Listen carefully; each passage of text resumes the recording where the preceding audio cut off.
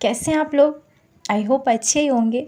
तो गाइज़ आज का जो हमारा टॉपिक है ना जिसको हम कवर करेंगे यानी कि जो हमारा बुक है ना बीपीएससी 134। तो ये जो हमारा बुक है जिसका नाम है हमारा अंतर्राष्ट्रीय संबंध का परिचय, यानी कि आपको इसमें मोस्टली जो चैप्टर्स मिलेंगे, जो सिलेबस मिलेंगे वो आपको इंटरनेशनल रिलेशन से रिलेटेड ही मिलेंगे। तो मैं आपको बता दूं कि इस वीडियो में हम लोग क्वेश्चन आंसर को डिस्कस करेंगे, यानी कि ये जो हमारा बुक है ना इसके कुछ इंपॉर्टेंट क्वेश्चन को हम डिस्कस करेंगे, यानी कि आपके पिछले ईयर के जो भी क्वेश्चन थे और साथ में बुक से भी कुछ क्वेश्चन को कलेक्ट किया गया है। और हाँ गाइज, इसका जो नोट्स है आप टेलीग्राम से ले सकते हैं और इसको और अच्छे से आप पढ़ सकते हैं अगर कुछ भी इसमें मिसिंग हो जाए तो। और गाइज अब हम नीचे आते हैं तो इसमें हमारे टोटल जो ब्लॉक दिए गए हैं 4 है, यानी कि इस बुक में आपको टोटल 4 ब्लॉक दिए गए हैं और क्वेश्चन जो है इन चारों ब्लॉक से ही आते हैं। तो अब हम आते हैं अपने क्वेश्चन पे, यानी कि हमारा पहला जो क्वेश्चन है उसको हम लोग देख लेते हैं। तो पहला जो क्वेश्चन दिया गया, अंतर्राष्ट्रीय संबंधों के अध्ययन में यथावाद दृष्टिकोण का मूल्यांकन करना है। एक चीज़ मैं आपका क्लियर कर दूं, कुछ पॉइंट मैं आपका क्लियर कराते हुए जाऊंगी जिससे आपको इस टॉपिक को समझने में ईजी पड़े, तो आपकी कुछ जो इंपॉर्टेंट पॉइंट है वो आपके क्लियर हो जाए।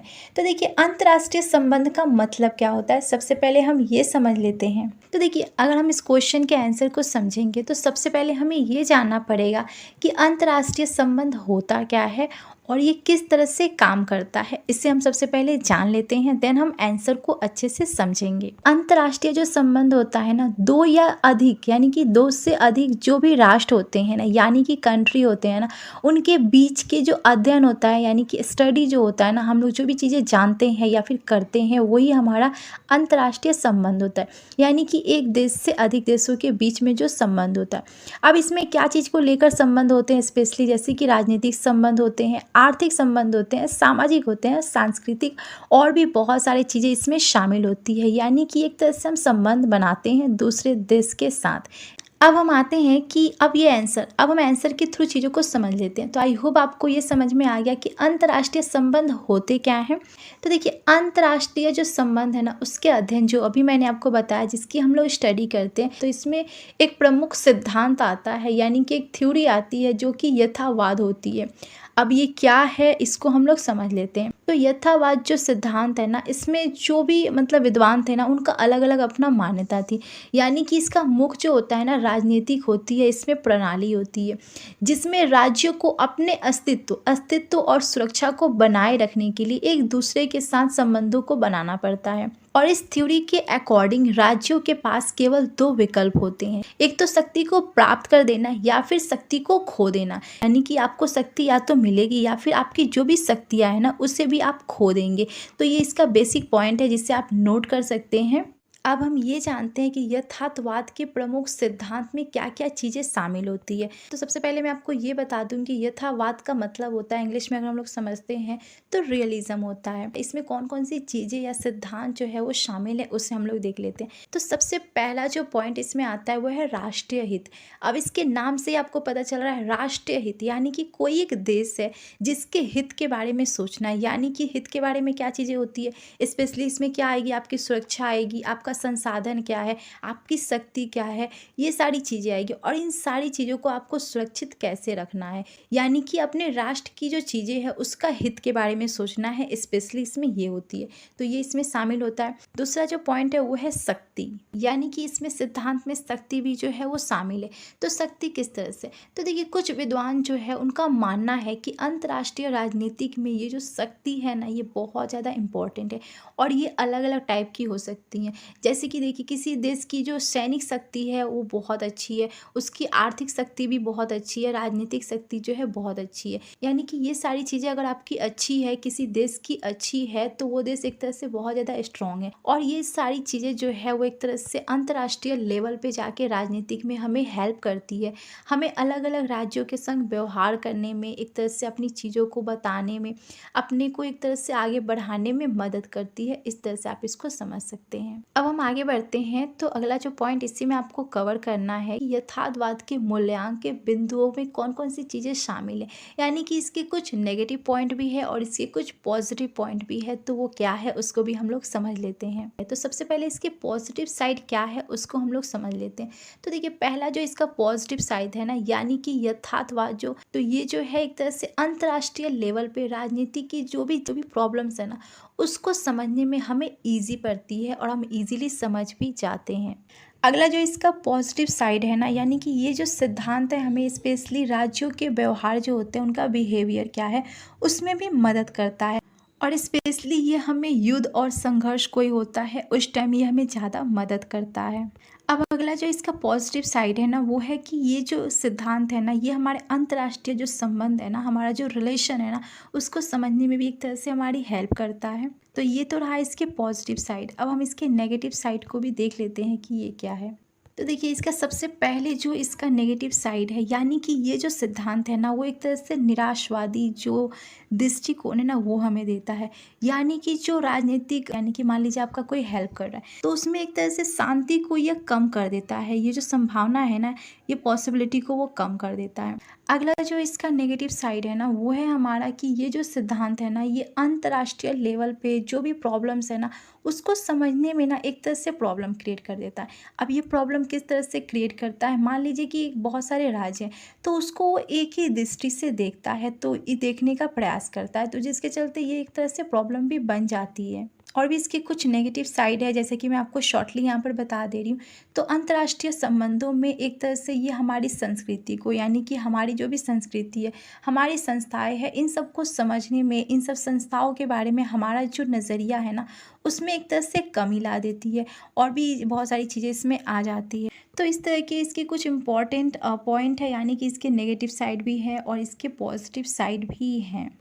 अब हम आगे देखते हैं। तो ये जो सिद्धांत दिया गया है ना, तो इसमें कुछ कमियां हैं जिसे हमें दूर करना चाहिए। जैसे इस पॉइंट के थ्रू हम लोग समझ लेते हैं कि ये जो सिद्धांत है, तो इसमें कुछ ऐसे कारण हैं जिसको हमें सुधार करने की ज़रूरत है। जैसे कि सांस्कृतिक हो गए, मूल्य हो गए, और कुछ ऐसी संस्थाओं को इसमें शामिल करना चाहिए जो कि इसको और ज़्यादा इम्प्रूवमेंट करे। और बाकी कुछ ऐसे भी कारण दिए गए हैं जो कि राजनीतिक जो भी प्रॉब्लम्स है अंतर्राष्ट्रीय लेवल पे, उसको बेहतर ढंग से, यानी कि एक अच्छे लेवल पे समझने की कोशिश करनी चाहिए। और एक तरह से हमें संबंधों को लेकर कुछ नई रणनीतियों को अपनानी चाहिए। और साथ में ये एकमात्र सिद्धांत नहीं, राजनीतिक चीज़ों को भी ऐड करना चाहिए, जिसके कारण इसके जो भी प्रॉब्लम्स है ना, वो समझे जा सके और साथ में इसको समझने में हमें हेल्प भी हो सके। अब हम अगले क्वेश्चन में आते हैं, जो कि हमारा सेकंड नंबर क्वेश्चन है। तो इसमें आपको करना है कि राष्ट्रीय हित की धारणा क्या है और इसके घटकों की व्याख्या आपको करनी है। तो अभी हम लोगों ने ऊपर बात किया कि राष्ट्रीय हित यानी कि नेशनल इंटरेस्ट क्या होता है, इसका कॉन्सेप्ट क्या है और इसका जो घटक है उसकी व्याख्या आपको करनी है। तो सबसे पहले इंट्रोडक्शन में आपको थोड़ा सा लिखना पड़ेगा कि राष्ट्रीय हित है क्या, उसके बाद आप पॉइंट वाइज करके लिख सकते हैं। तो सबसे पहले इंट्रोडक्शन में आप लिखेंगे कि देखिए, राष्ट्रीय हित जो होता है, अब मान लीजिए ये जो होता है ना, राष्ट्रीय हित का प्रमुख जो लक्ष्य होता है या फिर इसका जो टारगेट होता है ना, वो अपनी आर्थिक, सैनिक और सांस्कृतिक या अन्य कोई भी कारण हो सकता है, उसको पूरा करना, यानी कि उसको सही सलामत करके रखना, या फिर उस पर नियम भी ऐसे लागू करना जो कि हमारे राष्ट्र के लिए सही हो, यानी कि उसके हित के लिए हो।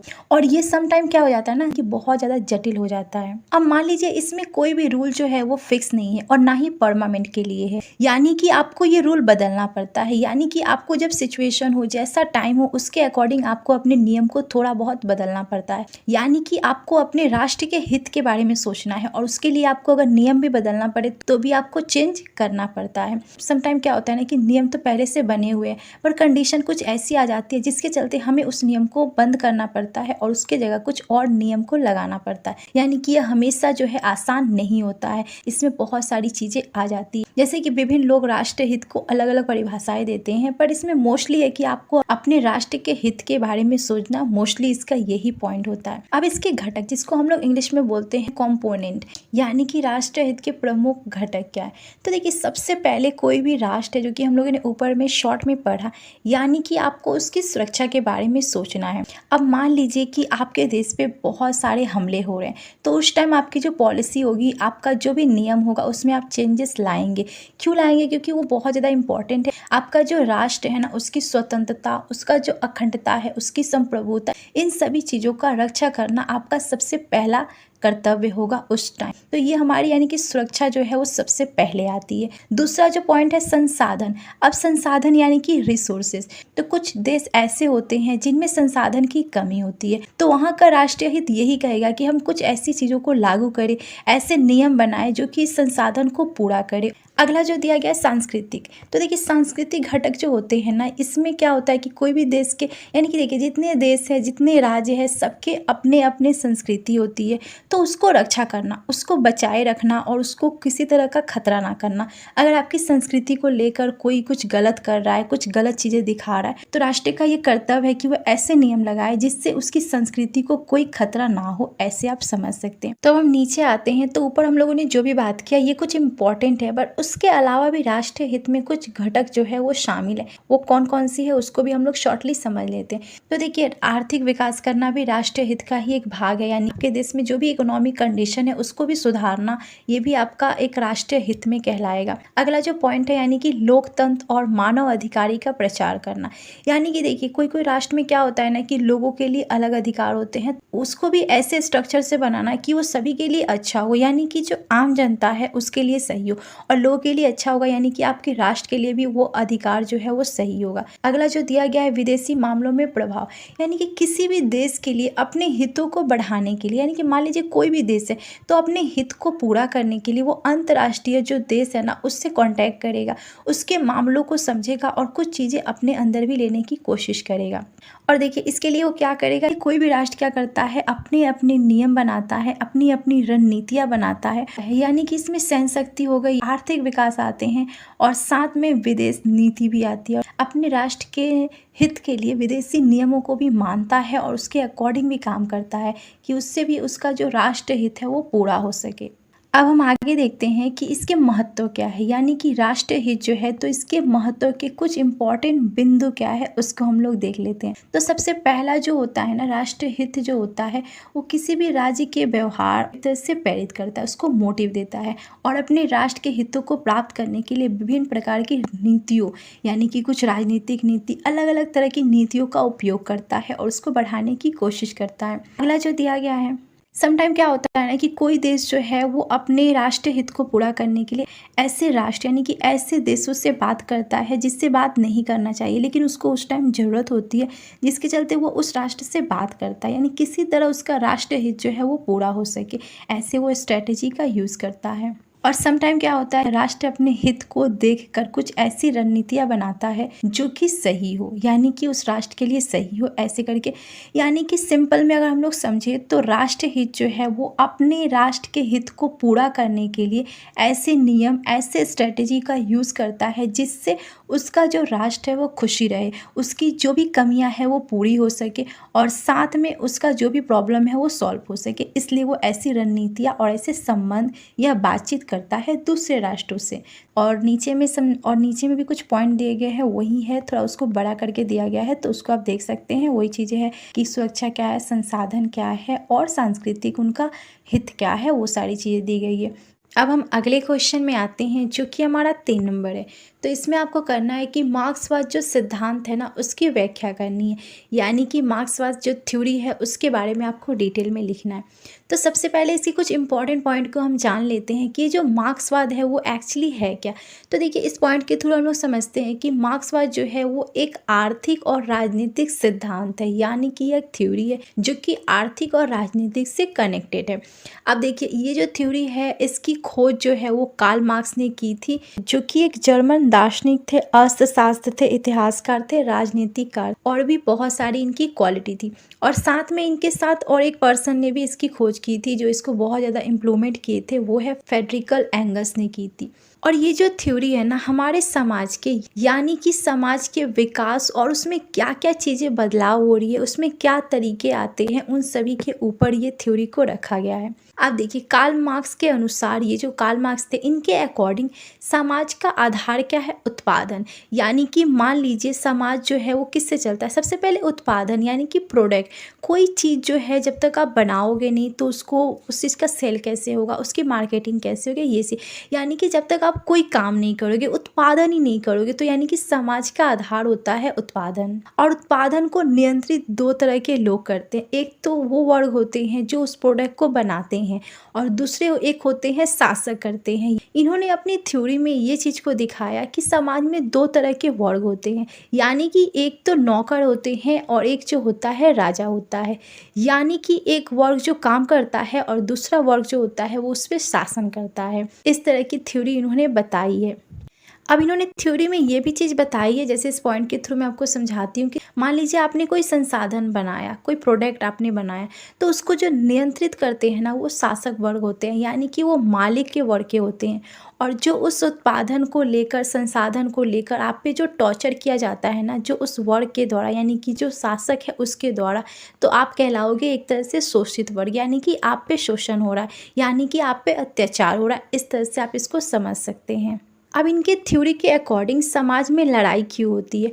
तो इन्होंने ये तो बताया कि समाज में दो तरह के लोग होते हैं। एक तो होता है जो शासन करते हैं और दूसरा जो होता है वो शोषित होते हैं, यानी कि उन पर अत्याचार किया जाता है। इस तरह से आप इसको समझ सकते हैं। मान लीजिए अभी के टाइम में हम लोग देखते हैं कुछ लोग बहुत ज़्यादा मेहनत करते हैं पर फिर भी उनके पास खाने के पैसे नहीं होते, और कुछ लोग जस्ट थोड़ा सा दिमाग लगाते हैं और वो आपसे मजदूरी करा के, पर उनके पास सब कुछ है। अब हम आगे देखते हैं कि मार्क्सवाद जो है यानी कि इसके बेसिक प्रिंसिपल क्या है उससे हम लोग जान लेते हैं। तो देखिए सबसे पहले इनका जो प्रिंसिपल इन्होंने बताया है वो है डायलेक्टिकल मेटेरियलिज्म, यानी कि ऋणात्मक भौतिकवाद।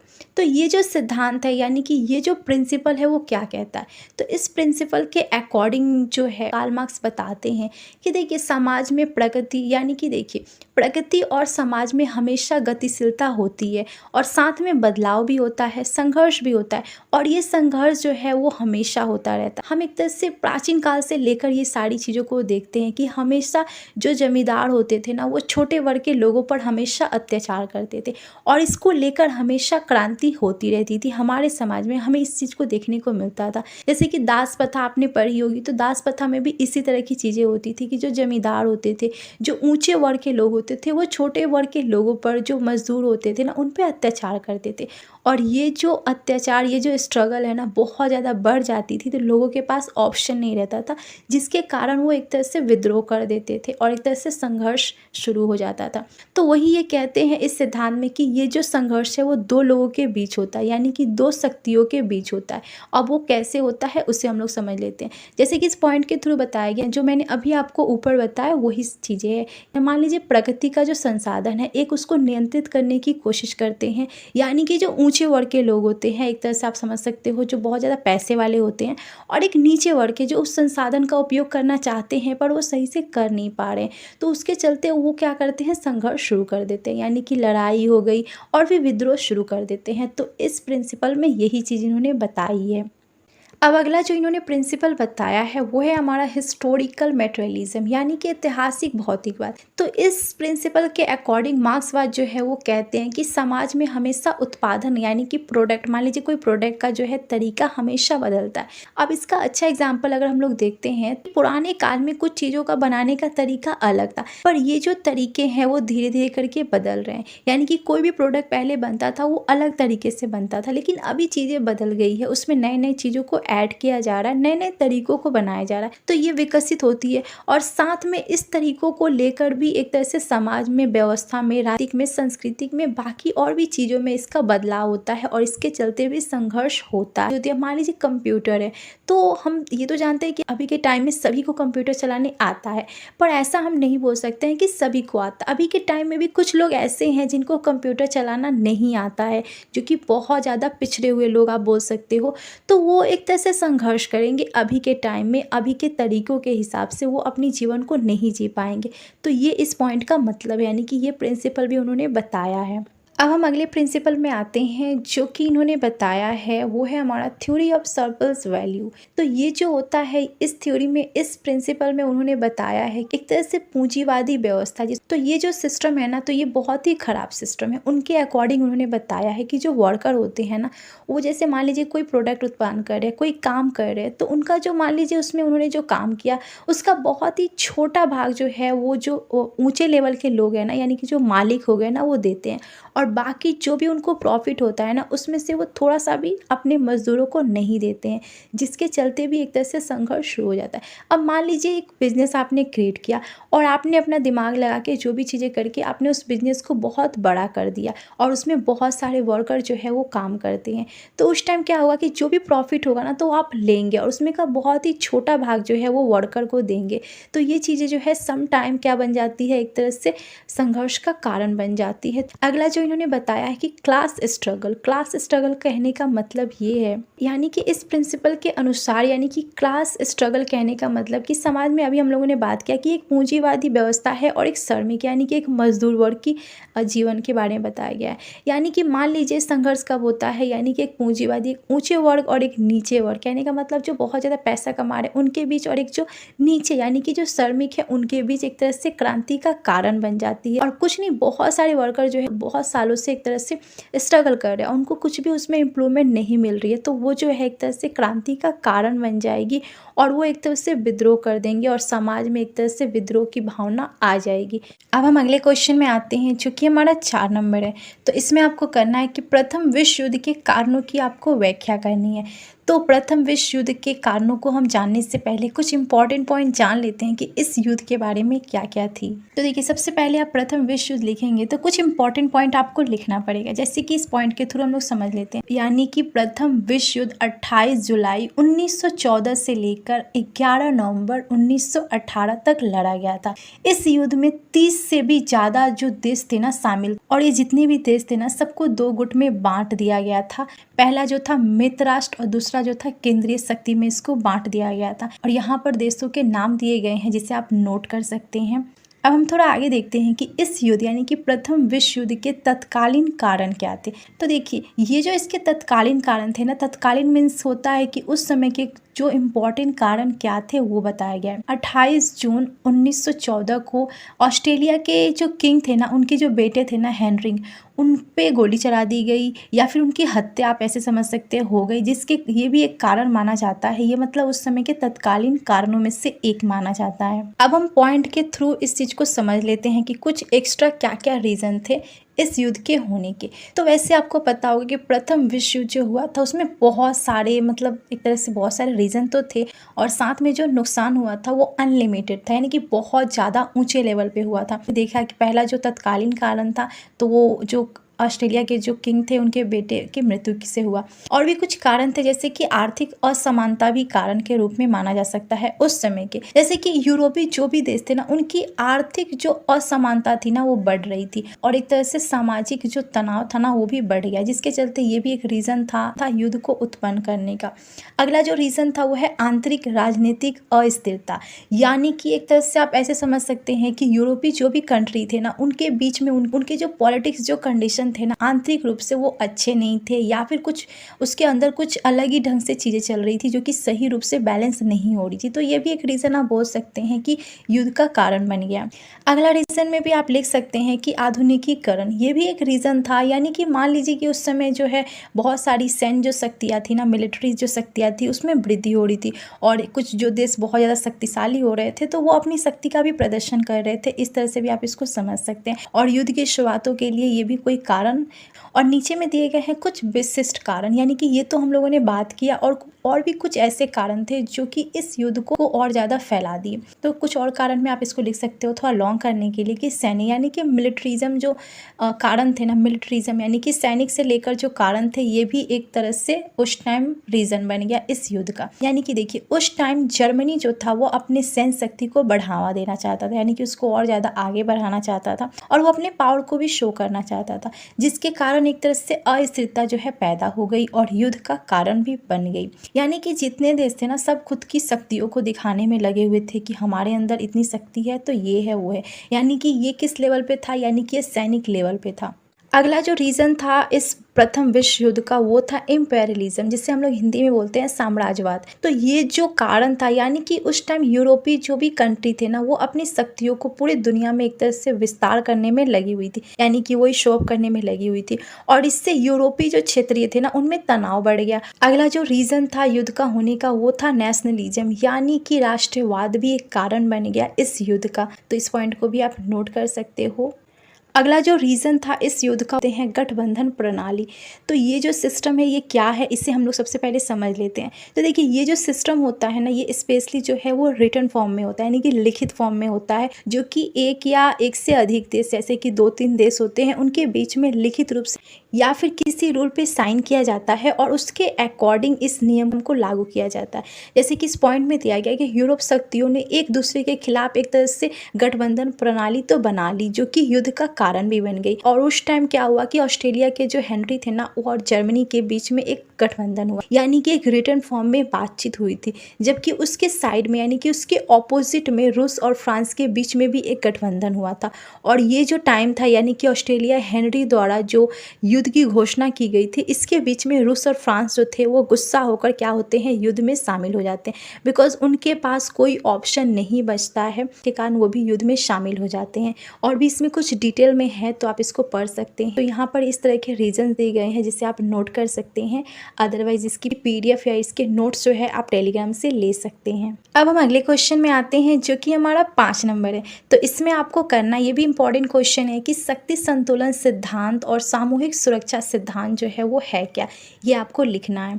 तो सबसे पहले हम थोड़ा सा इसके बारे में बेसिक पॉइंट जान लेते हैं कि शक्ति संतुलन और सामूहिक सुरक्षा है क्या। तो इस पॉइंट के थ्रू मैं अगर आपको समझाऊं, यानी कि आप इसका डेफिनेशन में लिख सकते हैं या फिर इसके इंट्रोडक्शन में आप इस पॉइंट को यूज़ कर सकते हैं कि देखिए, शक्ति संतुलन या फिर सामूहिक सुरक्षा दोनों एक बहुत ही इंपॉर्टेंट थ्योरी है, और ये भी रक्षा की थ्योरी है, जो कि इंटरनेशनल लेवल पे बहुत ज़्यादा इंपॉर्टेंट होती है। और इसका आप लक्ष्य बोल सकते हो या फिर इसका उपदेश बोल सकते हो, जो कि है शांति और सुरक्षा बनाए रखना राष्ट्रों के बीच में। तो इतना आपको क्लियर हो गया कि शक्ति संतुलन या फिर सामूहिक सुरक्षा क्या है।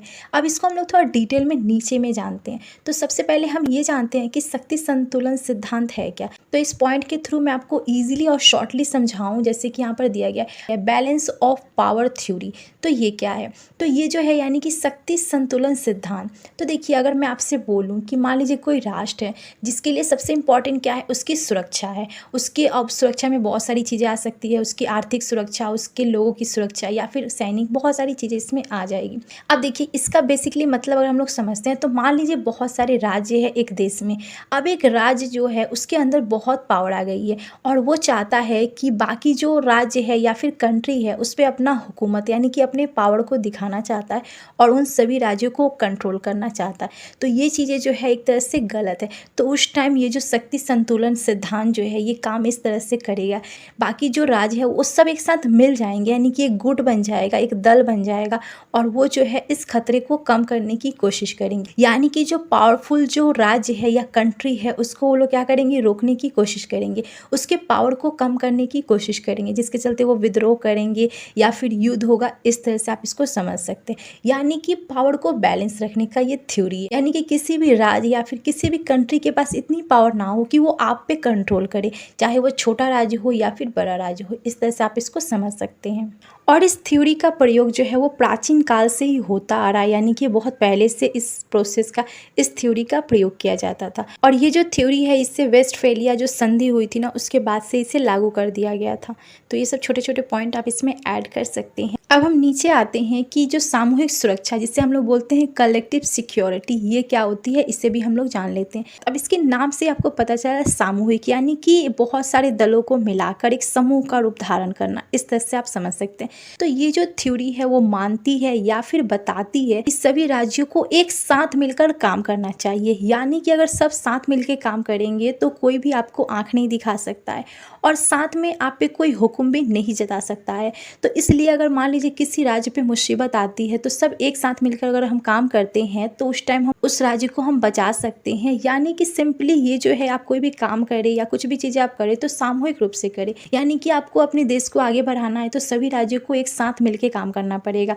यानी कि आपको एक सामूहिक रूप से काम करनी है, और कोई आक्रमण की सिचुएशन आती है, कोई आप पे आक्रमण करने की कोशिश करता है तो उस कंडीशन में आपको एक साथ मिलकर उस राज्य के खिलाफ या फिर उस कंट्री के खिलाफ आपको क्या करना है, विद्रोह करना है या फिर उसे रोकने की कोशिश करनी है। और इस थ्योरी का सबसे पहला जो है वो स्टार्टिंग जो है वो एक तरह से आप बोल सकते हैं कि लीग ऑफ नेशन के द्वारा किया गया था, जो कि एक इंटरनेशनल गठन होता है जो कि 1920 में प्रथम युद्ध के बाद ही इसे लागू किया गया था। अब हम अगले क्वेश्चन में आते हैं जो कि हमारा 6 नंबर है ना, है कि परंपरागत यथार्थवाद सिद्धांत की विशेषताओं के बारे में आपको लिखना है, यानी कि ट्रेडिशनल जो रियलिज्म थ्योरी है उसके बारे में आपको लिखना है। तो सबसे पहले इसका डेफिनेशन हम या फिर इसका परिचय हम जान लेते हैं कि वो है क्या। तो देखिए इसके नाम से आपको पता चल रहा है कि परंपरागत यानी कि ट्रेडिशनल जो चीज़ें चलती आ रही है उसी के अकॉर्डिंग ये थ्योरी को बनाई गई है। तो इसका मतलब होता है यानी कि ये जो सिद्धांत तो इसमें अंतर्राष्ट्रीय संबंधों का एक ये प्रमुख अंग तो होता है, और साथ में यह मानता है कि इसमें जो है एक तरह से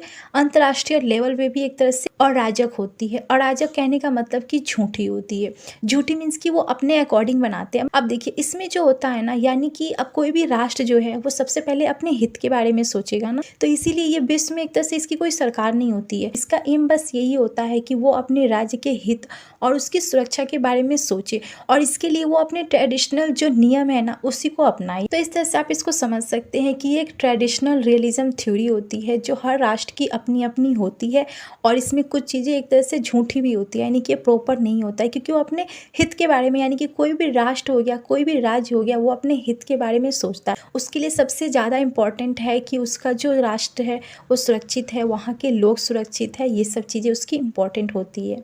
अब हम नीचे आते हैं कि ये जो थ्योरी है ना, ये परंपरागत जो थ्योरी दी गई इसके प्रमुख विशेषताएं क्या है उससे हम लोग देख लेते हैं। तो इस पॉइंट के थ्रू हम समझते हैं कि अराजकता ये क्या होती है। तो इसकी ये प्रमुख विशेषता है, यानी कि देखिए मैं सिंपल वे में अगर आपको समझाऊं कि ये जो थ्योरी है ना, अराजकता क्यों इसमें बोली जा रही है, तो ये एक ऐसी स्थिति होती है ना, एक ऐसा सिचुएशन होता है ना जिसमें केंद्र सरकार और जो प्रशासन होती है ना, प्रशासन जो होते हैं वो नहीं होते हैं या प्रशासन नहीं होता है। इस स्थिति में जो लोग होते हैं ना वो स्वयं के लिए कानून बना लेते हैं। यानी कि मान लीजिए अराजकता इतनी ज़्यादा फैली हुई है कि वहाँ पर ना केंद्र सरकार काम कर रही है और ना ही प्रशासन काम कर रही है, यानी कि लोग जो है अपने अकॉर्डिंग नियम को बना रहे हैं, लागू कर रहे हैं, और एक तरह से जो मन सो कर रहे हैं, यानी कि वो पूरी तरह से स्वतंत्र है, उन्हें किसी से पूछने की भी ज़रूरत नहीं है। जैसे कि इसके अर्थ के थ्रू आप समझ सकते हैं, जिसमें हिंसा होती है, अर्थव्यवस्था होती है, यानी कि कोई भी चीज़ सही से मैनेज नहीं होती है, इस तरह से होता है। इसमें एक तरह से आंदोलन हो जाता है, लड़ाइयाँ हो जाती है, इस तरह से आप इसको समझ सकते हैं। सिंपल भाषा में आप ये समझ सकते हैं। तो अराजकता इसलिए इसमें कहा गया है।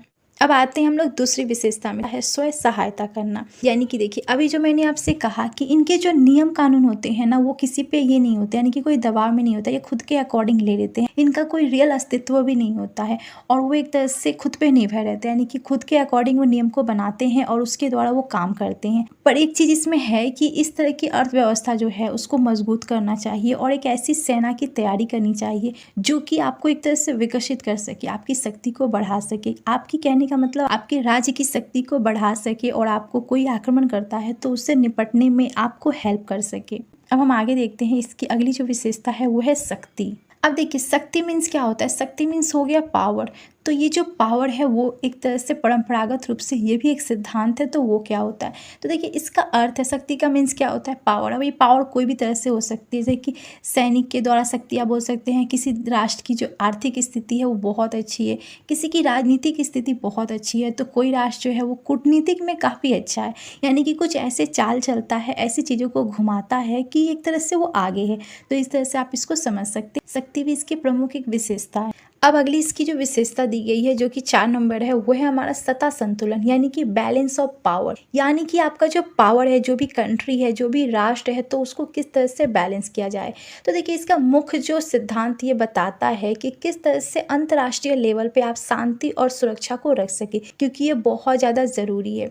और इसका अर्थ ये है कि कोई भी राष्ट्र जो है, कोई भी देश इतना शक्तिशाली ना हो जाए कि वो जो है छोटे राष्ट्रों को एक तरह से दबा सके, यानी कि उसकी उसके अंदर इतनी पावर नहीं होनी चाहिए कि वो बाकी राष्ट्रों को दबा सके। अब वो दबाएगा तो आपको पता है कि बाकी अगर जो भी राष्ट्र है वो एक साथ मिलकर आंदोलन करेंगे, उस चीज़ को रोकने की कोशिश करेंगे, तो ये सब चीज़ें इसमें आती है। बाकी जो आपको दबाने की कोशिश कर रहा है उस पर ना हो, तो ये चीज़ों का भी हमें ध्यान रखना पड़ता है, यानी कि इसका भी हमें बैलेंस करके रखना पड़ता है। अब हम अगले क्वेश्चन में आते हैं जो कि 7 नंबर दिया गया है। तो इसमें आपको करना है कि शीत युद्ध के पश्चात को अंतर्राष्ट्रीय प्रणाली की विशेषताओं पर आपको चर्चा करनी है। तो शीत युद्ध कहने का मतलब कोल्ड वार, ये बहुत ही आपने सुना होगा, इसके बारे में पढ़ा भी होगा। तो सबसे पहले हम इसकी मीनिंग को समझ लेते हैं, उसके बाद हम इसकी विशेषताओं पर बात करेंगे। तो देखिए शीत युद्ध जो है ना, यानी कि शीत युद्ध जो शब्द है ना, इसका मतलब है शीत। शीत मीन शांति, है ना, शांति, गर्मी नहीं शांति, आप ऐसे इसको समझ सकते हैं। क्योंकि ये जो युद्ध हुआ था ना, तो इसमें कोई भी हथियार का यूज़ नहीं किया गया था। आप बात के थ्रू बोल सकते हो, एक तरह से बातचीत के द्वारा जो युद्ध होता है ना। देखिए इसका मैं अगर अच्छा एग्जाम्पल बताऊं तो मान लीजिए 5 लोग बैठे हुए, अब एक दूसरे से वो बात कर रहे हैं, तो वो अपने क्रोध को, अपनी जो गुस्सा है ना, उसको बातों के थ्रू निकाल रहे हैं, यानी कि वहाँ पर संघर्ष हो रहा है, बट वहाँ पर हथियार का कोई काम नहीं हो रहा है। वो जस्ट बातों से एक दूसरे को नीचा दिखा रहे हैं, या फिर जो चीज़ें वो कर रहे हैं, यानी कि इसमें हथियार नहीं उठा रहे पर संघर्ष चल रहा है। तो इस तरह से आप इसको समझ सकते हो, इसे ही हम लोग कहते हैं शीत युद्ध। अब ये जो युद्ध हुआ था ना, तो इसमें एक तरह से 2 पक्ष थे, यानी कि 2 भाग में बट गए थे। जो कि पहले जो थे सोवियत संघ थे, जो थे एक तरह से साम्यवादी विचारधारा के थे, और एक दूसरी थी हमारी संयुक्त राज्य अमेरिका, जो कि पूंजीवादी विचारधारा को अपनाई थी और उसको बढ़ावा देना चाहती थी, यानी कि वो उसको आगे बढ़ाना चाहती थी। ये इसके कुछ इंपॉर्टेंट पॉइंट है। बाकी यहाँ पर कुछ पॉइंट दिए गए हैं कि शीत युद्ध जो था वो दूसरा जब विश्व युद्ध हुआ था ना, उसके बाद सोवियत संघ और संयुक्त राज्य अमेरिका के बीच में हुआ था। और ये एक तरह से राजनीतिक कारण हो सकता था, आर्थिक कारण भी था, और भी कुछ सैनिक जो प्रतिबंधियां लगी थी उसके कारण भी ये हुआ था। और ये कब हुआ था, इसके डेट भी आप नोट कर सकते हैं, जो कि दिया गया है 1947 से यह शुरू हुआ था, और 1991 तक ये जो युद्ध था वो चला था। और ये खत्म कब हुआ, जब सोवियत संघ पूरी तरह से एक तरह से टूट गया, बिखर गया, ऐसे आप समझ सकते हो, तब जाके इसे समाप्त किया गया। अब हम आगे देखते हैं कि शीत युद्ध जब हो गया तो उसके पश्चात, यानी कि उसके बाद जो अंतर्राष्ट्रीय प्रणाली में इसकी क्या विशेषता रही। तो देखिए सबसे पहला जो था एक तरह से बहुयामी, यानी कि बहुत ही मतलब 2 खंडों में बट गया था। जो अभी मैंने आपसे बताया कि ये जो शीत युद्ध के बाद जो था वो एक तरह से 2 भागों में बट गया था, और इस तरह से शीत युद्ध के साथ विश्व या फिर बहुध्रुवी आप इसको प्रणाली भी बोल सकते हैं, जिसमें यहाँ पर शक्तियों के नाम दिए गए हैं जिसे आप नोट कर सकते हैं। जैसे कि देखिए प्रमुख शक्तियाँ कौन कौन सी थी, संयुक्त राज्य अमेरिका था, चीन था, रूस था, ये सभी यहाँ पर दिए गए हैं, नाम आप नोट कर सकते हैं। दूसरा जो कारण था, यानी कि दूसरा जो इसकी विशेषता थी वो है अस्थिरता, यानी कि शीत युद्ध के दौरान विश्व में एक तरह से अनबैलेंस चीजें हो रही थी, यानी कि चीजें जो थी एक तरह से अपने कंट्रोल में नहीं थी, आउट ऑफ कंट्रोल हो रही थी। और ये आप बता सकते हैं कि शीत युद्ध समाप्त होने के साथ ही विश्व में एक तरह से क्या हो गई, शांति नहीं थी, एक तरह से बहुत ज्यादा अनबैलेंस चीजें चल रही थी। तो ये भी एक तरह से आप समझ सकते हो। और यहाँ पर जैसे दिया गया कुछ क्षेत्रों में एक तरह से संघर्ष भी हो रहा था, साथ में एक तरह से आतंकवाद भी था, एक तरह से आर्थिक जो समस्याएं थी, ये सभी चीज़ें भी थी। तो ये भी इसके विशेषता में आप लिख सकते हैं, ये सारी चीज़ें हुई थी दूसरे विश्व युद्ध के बाद। अब दूसरा जो इसका वो इस प्रकार थी कि अंतर्राष्ट्रीय संस्थाओं का महत्व, ऐसे आप पॉइंट में लिख सकते हैं कि शीत युद्ध जो था उसके दौरान में जो अंतर्राष्ट्रीय जो संस्थाएं थी ना, उनकी भूमिका जो थी वो एक तरह से सीमित हो गई थी, यानी कि एक लिमिट हो गई थी। और साथ में ही शीत युद्ध की समाप्ति के साथ अंतर्राष्ट्रीय जो संस्थाएं थी वो बढ़ने की कोशिश करी थी, यानी कि अपनी भूमिका को बढ़ाने की कोशिश कर रही थी। लेकिन हो क्या रहा था कि एक तरह से सभी जो राष्ट्र थे वो अलग अलग दलों में बंट रहे थे, और इसके चलते उन्हें प्रॉब्लम हो रही थी, और एक तरह से जटिलता उनके सामने आ रही थी, कि प्रॉब्लम क्रिएट हो रहा था। अगला जो विशेषता था इस युद्ध का वो है हमारा वैश्वीकरण, यानी कि शीत युद्ध के दौरान जो भी विश्व में अर्थव्यवस्था जो चल रही थी ना, तो वो शीत युद्ध के समाप्ति के साथ वैश्वीकरण की प्रक्रियाओं को और तेजी से बढ़ा रही थी। और ये जो तेजी है वो कई कारणों से हो रही थी, जैसे कि मान लीजिए व्यापार में निवेश हो रहा था, एक तरह से उनकी वृद्धि को लेकर कुछ टेक्निकल चीज़ें भी थी, और भी बहुत सारी चीज़ें में उन्हें वृद्धि करनी थी, और वृद्धि हो भी रही थी इस कारण से। तो ये भी एक इसके विशेषता में आप इस पॉइंट को लिख सकते हैं। अब हम अगले क्वेश्चन में जाते हैं, जो कि हमारा 8 नंबर है। तो इसमें आपको करना है कि टिप्पणी लिखनी है। तो आपने क्वेश्चन पेपर देखा होगा, तो उसमें आपने देखा होगा कि उसमें टिप्पणी भी दी गई है, जो कि आपको 200 शब्दों में लिखनी है। तो पहला जो आपको टिप्पणी लिखनी है वो है वर्षा की संधि।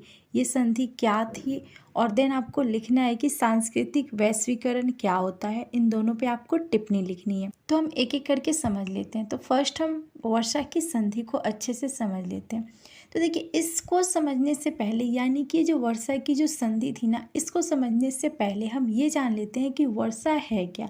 तो देखिए इस पॉइंट को आप उसमें ऐड कर सकते हैं कि वर्षा जो है फ्रांस में एक शहर है जो कि पेरिस के पश्चिम में 18 किलोमीटर की दूरी पर यह स्थिर है। अब हम आते हैं कि वर्षा की संधि है क्या और ये किस तरह की संधि हुई थी। तो देखिए ये जो संधि है ये सभी पॉइंट इम्पॉर्टेंट है। तो देखिए वर्षा की जो संधि है प्रथम विश्व युद्ध के बाद जर्मनी और बाकी जो भी मित्र राष्ट्र थे ना उनके बीच संधि हुई थी, ऐसे आप समझ सकते हो। और कोई नियम को हम मान लेते हैं और उस पर हम एक तरह से सहमत होते हैं, वही होता है संधि। ठीक है, तो इतना आपको क्लियर हो गया। और ये जो संधि है ना वो 28 जून 1919 को पेरिस में इसे साइन किया गया था। यानी कि इस और वर्षा की संधि जो है जर्मनी के लिए बहुत ज़्यादा कठोर, यानी कि ये संधि ऐसी थी ना, इसमें ऐसे कानून ऐसे रूल्स को किए गए थे फॉलो जो कि बहुत ज़्यादा कठोर थे। कठोर मीन्स बहुत ज़्यादा कठोर थे। अब इसको हम एक एक करके समझेंगे नीचे। अब देखिए इस संधि में क्या था, यहाँ पर कुछ बेसिक पॉइंट आप देख सकते हैं, जैसे कि भूमि से लेकर हो गया, सैनिक से भी लेकर हो गया, उनकी अर्थव्यवस्था क्या थी, इन सभी पे उनको एक तरह से प्रतिबंध लगा दिया गया था। यानी कि बहुत ज़्यादा रोक टोक किया गया था, यानी कि वहाँ के लोगों को बहुत ज़्यादा टॉर्चर किया गया था, ऐसे आप समझ सकते हैं। अब हम आगे देखते हैं। तो ये जो संधि हुई थी तो इसके प्रमुख प्रावधान क्या थे।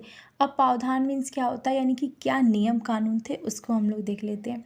तो सबसे पहले यहाँ का जो नियम यानी कि जो संधि लागू की गई थी तो इसमें सबसे पहला जो नियम था वो था कि जर्मनी को अपनी भूमि का एक बहुत बड़ा हिस्सा जो था वो खोना पड़ा, यानी कि वो देना पड़ा। और उसमें बहुत सारे नियम कानून को भी लागू कर दिए गए, जिसके चलते वहाँ के रहने वाले लोगों को बहुत ज़्यादा मुश्किल होने लगी। और दूसरा जो पॉइंट यानी कि इनको संधि करनी पड़ी थी वो था कि जर्मनी के जो लोग थे ना, उनकी जो सेनाएं थी ना उसको 1 लाख तक ही सीमित कर दिया, यानी कि उससे आगे वो अपनी सेना को नहीं बढ़ा सकते हैं। अगला जो संधि में एक कानून लागू किया गया था वो था हमारा जर्मनी के जो भी लोग थे या फिर जर्मनी की जो भी भुगतान थे ना, यानी कि उस पर बहुत तरह के टैक्स लगा दिए गए, पैसों को एक तरह से देना पड़ा था और उनको इसके लिए एक तरह से बाध्य कर दिया गया, ऐसे आप इसको समझ सकते हैं। अगला जो संधि में था कि जर्मनी को राष्ट्र संघ का सदस्य बनने के लिए बाध्य कर दिया गया, यानी कि उनको मजबूरन जो था राष्ट्र संघ का सदस्य बनना पड़ा। अब हम आगे देखते हैं। दूसरा जो टिप्पणी हमें लिखनी है वो है सांस्कृतिक वैश्वीकरण क्या होता है,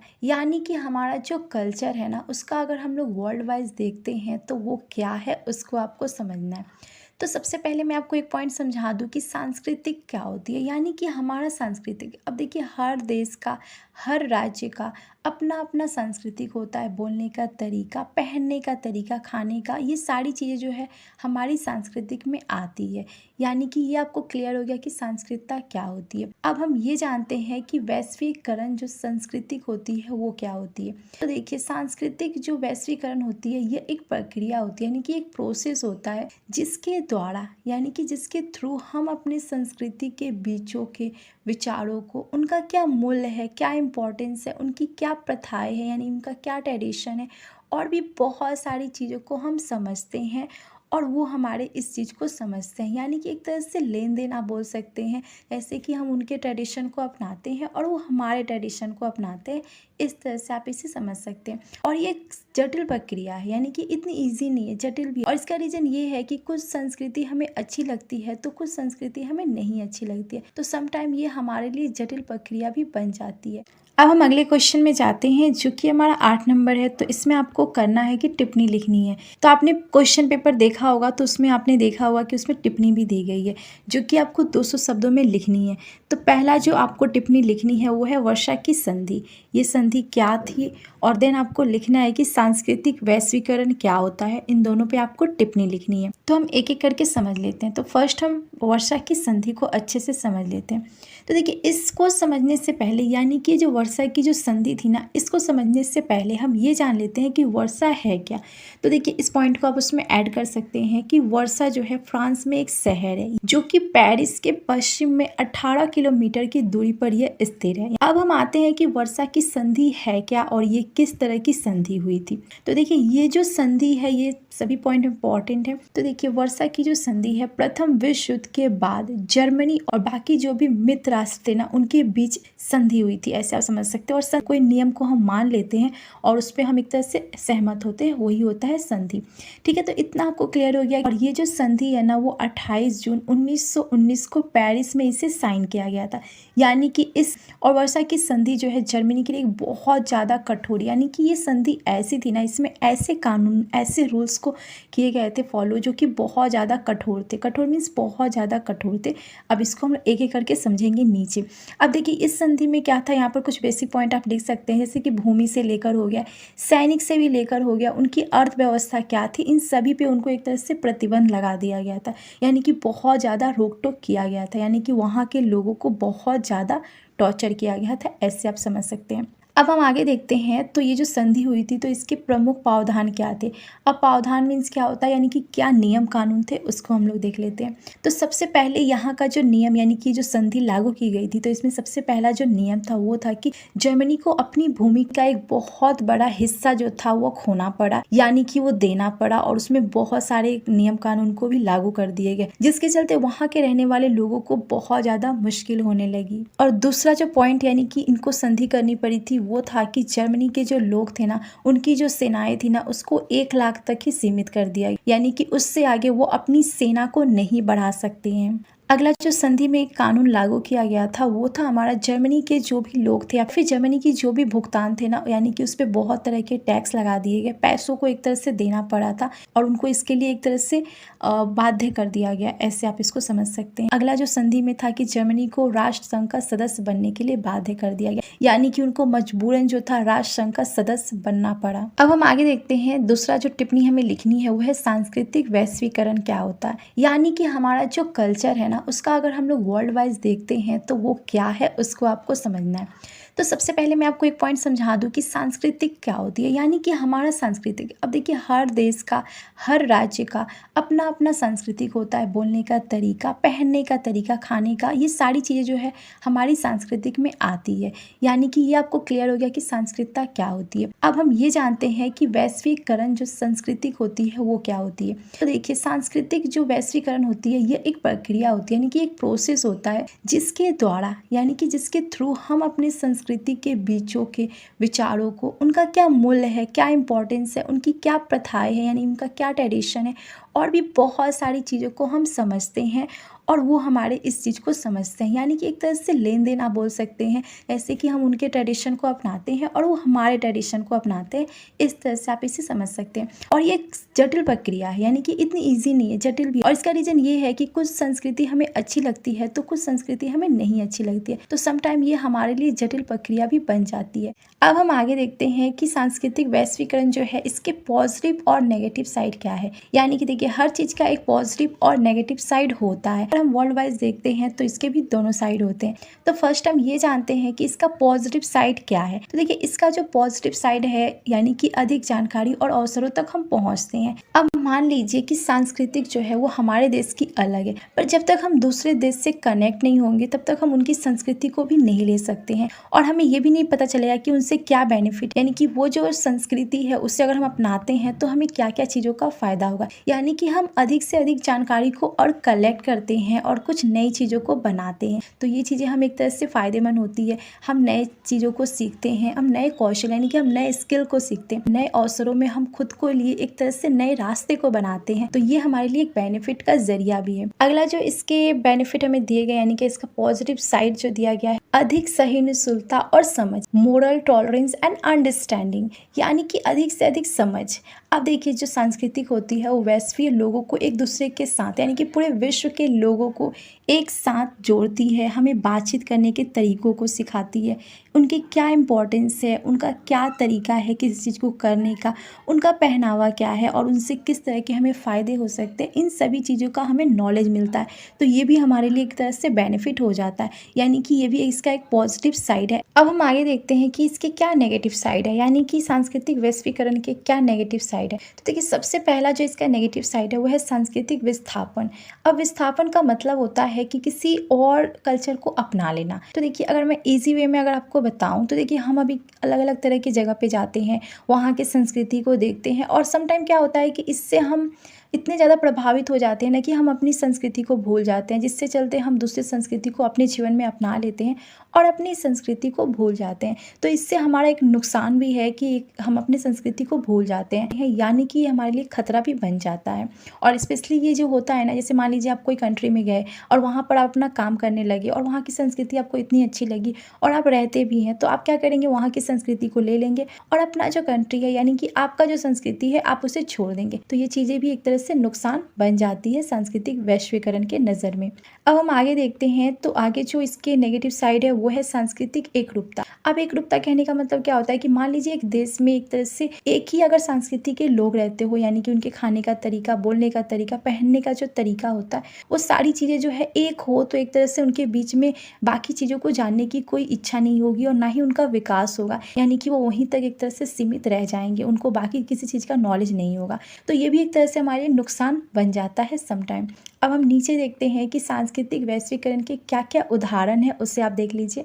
तो देखिए सबसे पहले जो है अमेरिकन, अब देखिए विदेशी जो मूवीज़ होते हैं तो उनका जो ट्रेडिशन होता है, दिखाने का जो तरीका होता है वो बहुत हद तक अलग होता है। एक तरह से उनका जो संगीत होता है, यानी कि उनके म्यूज़िक हो गए, टेलीविज़न में जो चीज़ें वो प्रसार के रूप में यानी कि उसको फैला के दिखाते हैं, तो उससे भी एक तरह से क्या होता है कि हमारी संस्कृति पे उसका असर पड़ता है, हम नई चीज़ों को अपने जीवन में अपनाते हैं। अगला जो दिया गया फैशन या फिर भोजन के जो भी वैश्वीकरण है, यानी कि अभी के टाइम में आप देख सकते हैं कि जो फॉरेन या फिर जो भी अलग कंट्री के जो फैशन है, उनके खाने का जो तरीका है। अब देखिए इंडिया में पहले हम लोग बैठ के नीचे खाते थे, पर अभी देखिए मोस्टली लोग जो है वो टेबल पे, चेयर पे बैठ के खाना पसंद करते हैं, उनका फैशन चेंज हो गया है। तो ये सारी चीज़ें जो है एक तरह से वैश्विक सांस्कृतिक में ही आती है और इसका प्रसार भी हो रहा है, यानी कि इसका विकास भी हो रहा है। अगला जो इसका है, जैसे कि सोशल मीडिया हो गया, इंटरनेट के थ्रू हम अपने विचारों को शेयर करते हैं, दूसरे के विचारों को समझते हैं, यानी कि हम अपने ट्रेडिशन को उनको शेयर करते हैं और उनके ट्रेडिशन को हम अपनाते हैं। इस तरह से हमारा क्या होता है, लेन देन होता है। तो ये भी चीज़ें हमें इसमें देखने को मिलती है। देन एक तरह से इसकी संस्कृति का मिश्रण हो जाता है। अब समटाइम क्या होता है कि इंडिया में कुछ लोग रहते हैं तो वो अपने ट्रेडिशन को भी मानते हैं, यानी कि अपनी संस्कृति को भी मानते हैं और साथ में वो विदेशी जो भी संस्कृति है उसको भी लेके चलते हैं। एक तरह से मिक्स हो जाता है चीज़ें। तो ये भी समटाइम अच्छी होती है तो समटाइम बुरी भी बन जाती है। तो ये हमारे कुछ क्वेश्चन रहे इस बुक के, जो कि आपके पिछले ईयर के या फिर ये आपकी बुक से दिए गए हैं, तो इसको आप थोड़ा सा प्रिपेयर कर सकते हैं। और भी आपको अगर इस बुक पे और भी क्वेश्चन चाहिए तो आप मुझे कमेंट कर सकते हैं, अदरवाइज़ इसकी नोट जो है वो आप टेलीग्राम से ले सकते हैं और इसको अच्छे से पढ़ सकते हैं फ्रीली। आपको कोई भी चार्ज देने की ज़रूरत नहीं है। और वीडियो से आपको थोड़ा भी हेल्प हो तो please like, comment and subscribe this channel guys.